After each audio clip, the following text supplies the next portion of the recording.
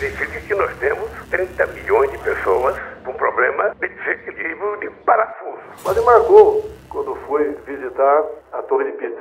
Desses países do sul global, ou seja, o sul, que é esse... O Brasil é um país reconhecido por sua diplomacia de ponta. Ou será que ele era conhecido por isso? Nos últimos tempos, nosso país vem colecionando vexames e gafes internacionais que faz uma pergunta vir à tona. Será que o Brasil está se tornando uma piada mundial?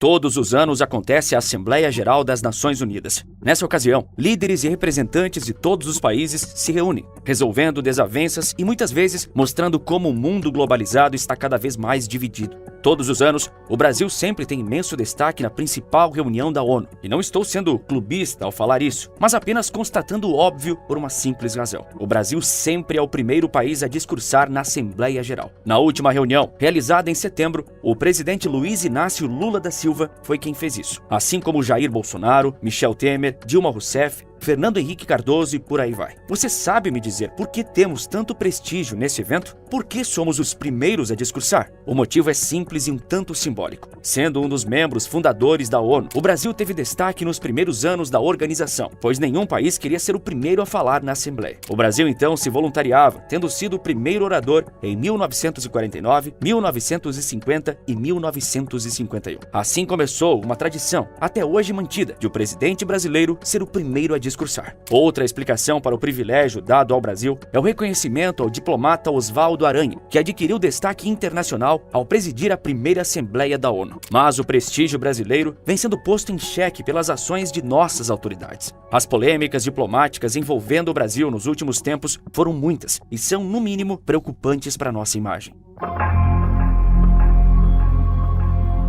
O Brasil é um dos membros fundadores do BRICS e um dos países mais importantes do bloco econômico que conta, entre outros países, com a Rússia. Isso faz com que, naturalmente, nós tenhamos uma proximidade diplomática e econômica com os russos, mantendo relações sempre cordiais e prósperas. Era assim 20 anos atrás e é assim até hoje. Você já deve ter visto pela internet uma foto de todos os presidentes brasileiros nesse século ao lado de Vladimir Putin, começando com FHC e passando por todos até chegar no atual mandato de Lula. Mas essa relação pacífica e amigável não é bem vista aos olhos das demais nações. Essas são as consequências dadas, já que um lado dessa relação, a Rússia, entrou em guerra com a Chechênia, uma região separatista do país, além de invadir a Geórgia e anexar territórios da Ucrânia. Apesar de tantos conflitos, apenas o atual conflito no leste europeu causou comoção internacional, com uma infinidade de países aplicando sanções severas à Rússia e aos seus cidadãos. O Brasil não embarcou nessa onda, nem no governo Bolsonaro, nem no governo Lula. Afinal, somos reconhecidamente um país neutro, mas o atual presidente está adotando uma postura menos neutra, ainda que se diga como tal nessa questão. Vamos por partes. Desde quando a invasão começou, o Brasil aprofundou as relações econômicas com Moscou, especialmente no que diz respeito à importação de diesel. Ainda no ano passado, nosso país vivia uma crise de preços de combustíveis, que só foi solucionada quando o governo federal reduziu seus impostos e pressionou os estados a fazerem o mesmo. Porém, uma outra solução encontrada pelo então governo foi diversificar suas importações de combustíveis, como o diesel. Então o Brasil passou a comprar mais diesel vindo da Rússia, que estava expandindo sua oferta pela Ásia, África e América Latina. Em outubro de 2022, chegaram as primeiras remessas, cerca de 35 milhões de litros de diesel. Na época, o Ministério de Minas e Energia esperava que esse número crescesse ainda mais, ajudando a reduzir os preços. E é possível dizer que eles, pelo menos em parte, estavam certos. O Brasil adquire muito mais diesel da Rússia do que um ano atrás. O comércio de diesel entre os dois países explodiu em 2023. Nos 7 primeiros meses de 2022, o Brasil importou 18,1 milhões de dólares em diesel da Rússia. Já em 2023, nesse mesmo período, esse número saltou para 1,5 bilhão de dólares em diesel russo. Bom, agora a Rússia baniu a exportação de diesel para todo o mundo, exceto 4 ex-repúblicas soviéticas, e o Brasil vai ficar chupando o dedo. Não adiantou muito bajular Putin, pelo visto. De qualquer forma, as relações entre os dois países estão inegavelmente mais próximas. Mas o ponto mais polêmico é a posição oficial do atual governo brasileiro quanto ao conflito russo-ucraniano. Além da neutralidade, o presidente Lula constantemente coloca a culpa tanto em Vladimir Putin quanto em Volodymyr Zelensky pelo fato da paz não ter sido alcançada ainda. Lula chegou a dizer com todas as letras que Zelensky quis a guerra. Logo depois, precisou corrigir a declaração, diante do tamanho mal-estar que causou. Até membros de países não envolvidos no conflito relataram incômodo com a declaração. O presidente brasileiro também já sugeriu que Estados Unidos e Europa contribuem para a continuidade do conflito. Lula vem cometendo tantas gafes que pediu para que seus assessores revisem mais vezes os textos que ele discursa e também pediu que eles o preparem melhor. Aparentemente, um presidente no terceiro mandato ainda não sabe bem o que é adequado ou não de ser dito na seara internacional. Porém, o ponto mais crítico de todos é que recentemente Lula disse que receberia Vladimir Putin no Brasil sem problema algum. Acontece que Putin foi condenado por crimes de guerra no Tribunal Penal Internacional em Haia. O Brasil é signatário do Estatuto de Roma e, portanto, reconhece a legitimidade e autoridade do Tribunal de Haia. Dessa forma, se Putin vier ao Brasil, ele teoricamente deveria ser preso. Porém, Lula alegou que garantiria a segurança do presidente russo enquanto ele estivesse em solo brasileiro. Dias depois, o ministro da Justiça Flávio Dino afirmou que cogita rever a participação do Brasil no Estatuto de Roma. Para ele, o Tribunal de Haia é desequilibrado porque Estados Unidos, China e Rússia não participam dele. Esse foi um grande imbróglio que repercutiu internacionalmente e que, claro, desagradou os ucranianos. Evidentemente, é improvável que Putin de fato venha ao Brasil, pois ele já evitou comparecer a outros países aliados, como África do Sul e Índia. De qualquer forma, Lula se mostrou ao mundo um aliado muito próximo do presidente russo. Isso causou a ira do Ocidente e assim colocou mais lenha na fogueira das relações estremecidas entre Brasil e Europa.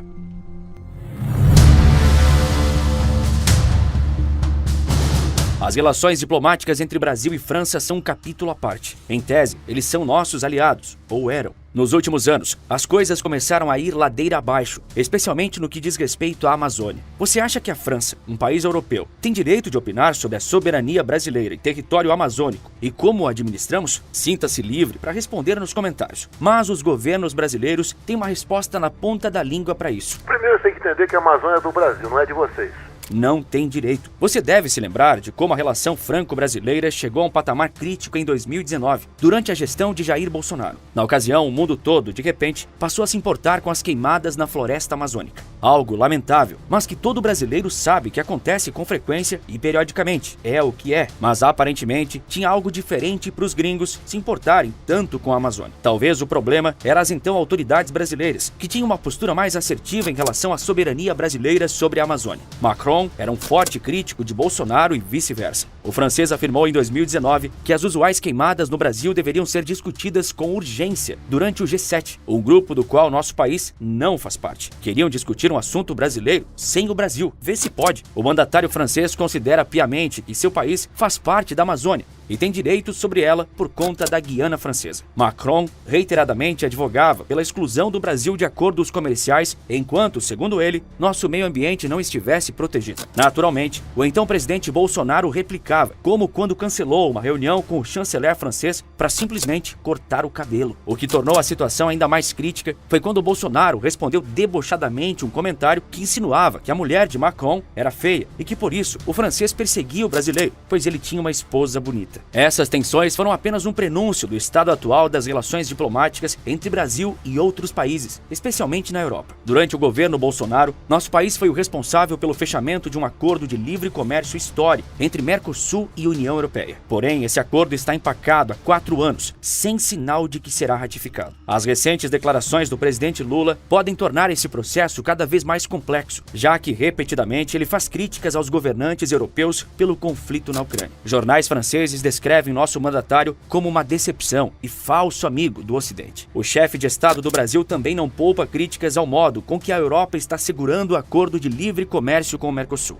Cabe a Lula fazer com que o acordo prospere, e ele tem poucos meses para isso. Senão, a América do Sul perderá o maior acordo comercial intercontinental de sua história. Você acha que o presidente brasileiro é capaz disso? Ele, inclusive, vem incomodando até os próprios governantes sul-americanos. Nossos vizinhos criticam fortemente a política internacional do atual governo brasileiro. Até porque, você deve lembrar como o ditador venezuelano Nicolás Maduro foi convidado para vir para cá, participar de uma cúpula diplomática. Nosso presidente ainda fez questão de destacar que a democracia é relativa e que a Venezuela, uma ditadura, realiza mais eleições que o Brasil. Você acha que democracia é relativa? um bem tão precioso da sociedade moderna? Como não poderia ser diferente, essa afirmação foi absolutamente controversa entre nossos vizinhos. O Chile alegou que Lula estava fazendo vista grossa para uma ditadura. O Uruguai seguiu na mesma linha e afirmou estar surpreso pela defesa brasileira de um regime autocrático. Lula também não perdeu tempo em visitar Cuba e reatar laços diplomáticos com o país que vive sob a mão de ferro do Partido Comunista há mais de 60 anos. Enfim, o prestígio brasileiro em diplomacia está sendo posto cada vez mais à prova. Nas últimas décadas, nos acostumamos a ver nosso país como um pilar diplomático mundialmente, com opiniões em prol da pacificidade global. Soldados brasileiros são uma fonte primordial das forças de manutenção da paz da ONU, os famosos capacetes azuis. O exército brasileiro foi um dos maiores contribuintes de soldados aos capacetes azuis na missão de paz do Haiti. Hoje, contudo, a imagem do Brasil vem sendo manchada por uma série de vexames, gafes e polêmicas que atravessam governos. Nosso prestígio ainda existe, mas ele não é inesgotável e deve ser usado com sabedoria. O Brasil lutou muito para ser visto como uma força diplomática. Se isso for por água abaixo, viraremos uma pária. Uma piada mundial, se é que já não viramos.